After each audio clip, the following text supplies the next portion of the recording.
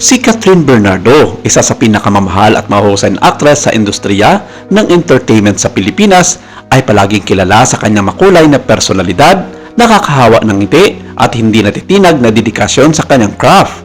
Gayunpaman, sa likod ng kanyang masayang pag-uugali, naroon ang isang taong nakaranas ng mga sandaling hindi matinding na kalungkutan, lalo na kapag may kinalaman ito sa isang taong mahal sa puso ng kanyang pamilya. Kung makailan lamang, tinamaan si Catherine ng matinding kalungkutan sa pagkawala ng isang taong napaka-espesyal, isang minahal na miyembro ng pamilya na may mahalagang papel sa paghubog ng kanyang paglalakbay sa buhay, ang kanyang inang si Maine Bernardo. Ilan lamang sa mga showbiz news insiders ang naglabas ng balita dahil ilang buwan na rin hindi aktibo o hindi nasisilayan ng publiko ang ina ni Catherine na bagay namang pinagdududahan na ito na nga ang dahilan para sa malungkot na bahagi ng buhay ng aktres.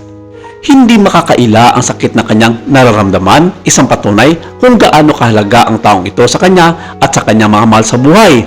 Ang pagkawala, lalo na ang isang taong malapit, ay malaging isang emosyonal na kaguluhan at para kay Catherine, ito ay hindi naiiba.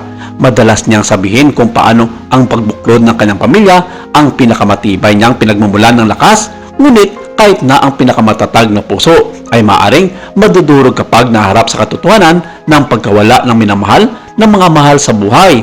Ang relasyon ni Catherine sa kanyang ina ay palaging malapit na pinagbabatayan ng pagmamahal, mga paggalang at pagbabahagi ng mga karanasan. Ang taong nawala sa kanya ay hindi lamang isang ordinaryong miyembro ng pamilya, kundi isang pinagmumulan ng init, mga patnubay at suporta, isang taong tumawa sa kanya sa mga panahong masaya at umaliw sa kanya sa mga sandali ng kainaan. Ang balita ng pagkawala ni Mami Maine Bernardo ay tumama sa kanya. Ito ay isang sandali ng dalamhati at kalungkutan na pinilit niyang sabihin sa mga salita.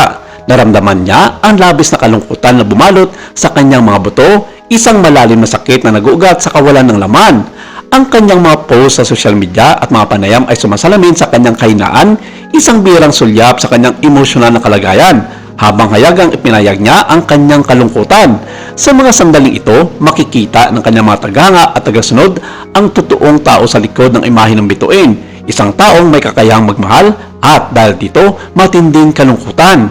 Nadagdagan pa ang sakit ng mga alaalang pinagsaluan nila, mga tahimik na pag-uusap, mga hapunan ng pamilya, mga piyesta opisyal at mga simpleng sandali ng pagsasama na ngayon ay tila malayo at hindi na maabot.